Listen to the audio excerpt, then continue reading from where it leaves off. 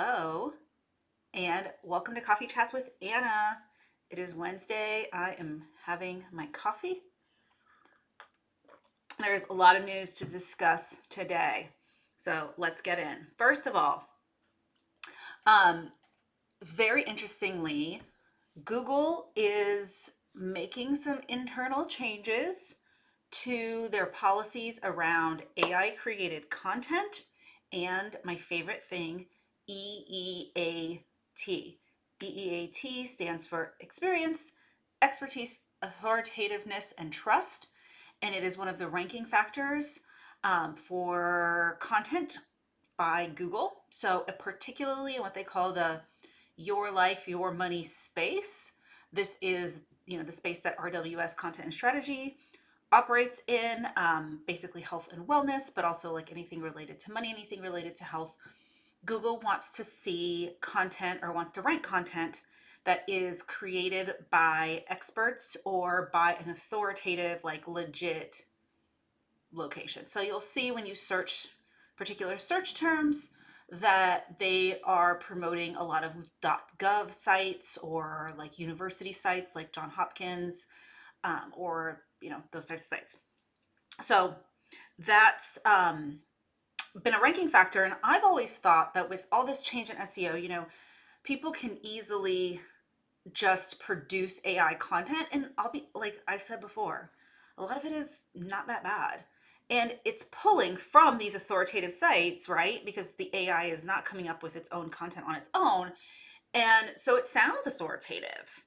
So it can sound, since it like sort of synthesizes everything from these sites, like how do you know if it was written by the AI or written by me, an authority in health and nutrition?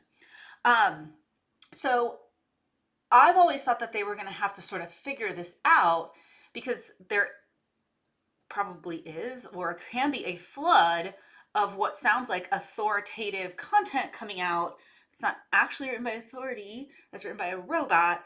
And so they were going to have to start to really emphasize EEAT more. And while they haven't made what the official announcement of what the change is going to be just yet, I'm hoping that EEAT will be even more important in terms of content creation, especially for the your life, your money space. That'd be a good thing because that would mean job security for me and not the robots. So I'll keep you posted on any changes I see around that.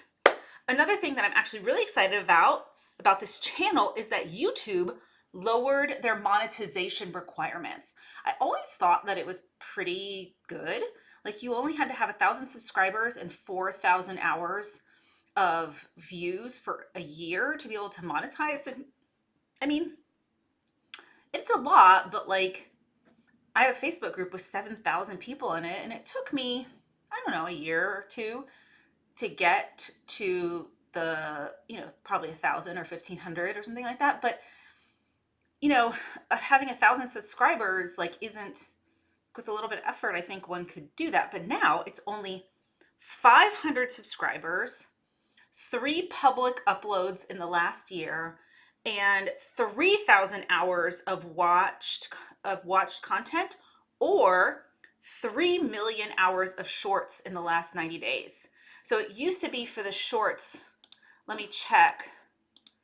It used to be for shorts, you needed 10 million views, but now you only need 3 million views for the last 90 days. I mean, they cut it down by a lot. So if you are a brand or if you are a registered dietitian, I highly recommend investing a little bit of time into YouTube. We talked about last week with that new perspectives tab that Google just put out. They were ranking YouTube content. I mean, they own YouTube, I believe. And those like lower levels of monetization, I feel like that's definitely doable with a little bit of effort and learning a little bit about, SEO, getting content to rank, how to make good content, that kind of stuff. So I'm interested to see, and I will let you know if this channel ever gets there, because that'll be really exciting if I can make money on YouTube. My kids love YouTube. If I could say, hey, my YouTube star, just like Unspeakable and Mr. Beast. Wouldn't that be awesome? All right, and then the last thing that I want to talk about is legal issues. Ugh.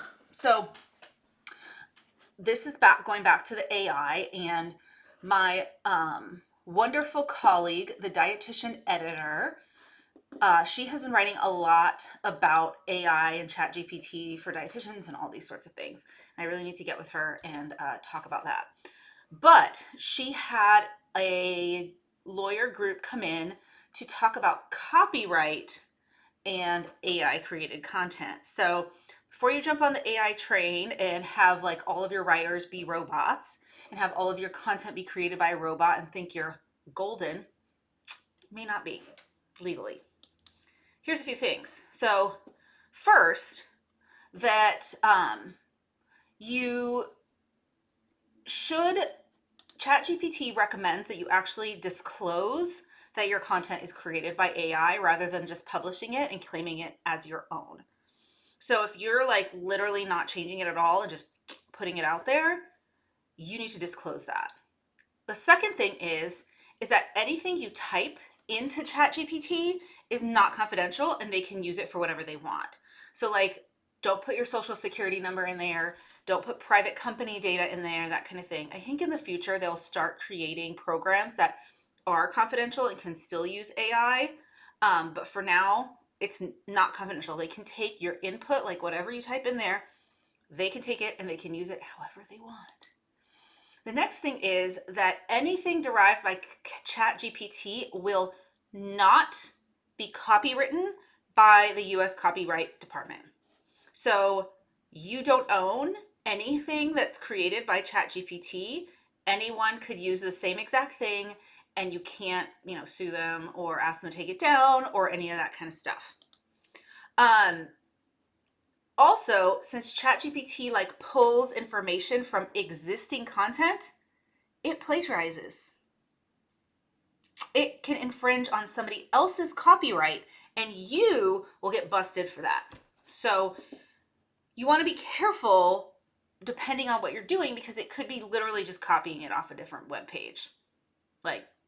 And then you're busted for copyright infringement when you didn't actually steal it from the other person and use ChatGPT, but that is not a legal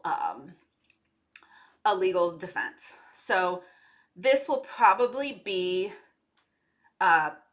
evaluated at the Supreme Court one day of like if ChatGPT steals something, like what's the legal issues around that. So yeah.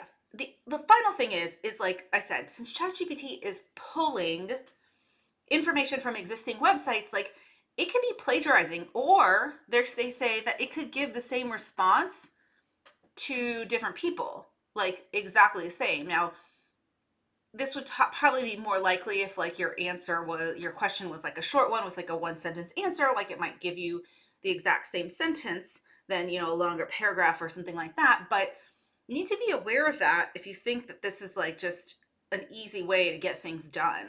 So we use ChatGPT for various things at RWS. Things that I have found it useful for are coming up with ideas for articles, generating different types of titles. And so I'll ask it to generate, like if I need, we like to provide like 3 title ideas to our clients. So if I need 3, I'll ask it to generate 10, and then I kind of like edit them and consolidate them. Sometimes I'll ask it to write a conclusion, but it always starts with "in conclusion," which I would never write because that's boring AF. I ask it to write meta descriptions because I hate writing meta descriptions. And but I still have to edit them. Like that, I've never just copied and pasted it out of there and then just had it be perfect. It like never is that great. It just like kind of helps me, I don't know, get an idea. So those are the updates for this week. As usual, there's like a lot going on. It's easy to get overwhelmed by all the things, but just trying to focus on how to move things forward a little bit at a time. So I'll see you guys next week. Bye.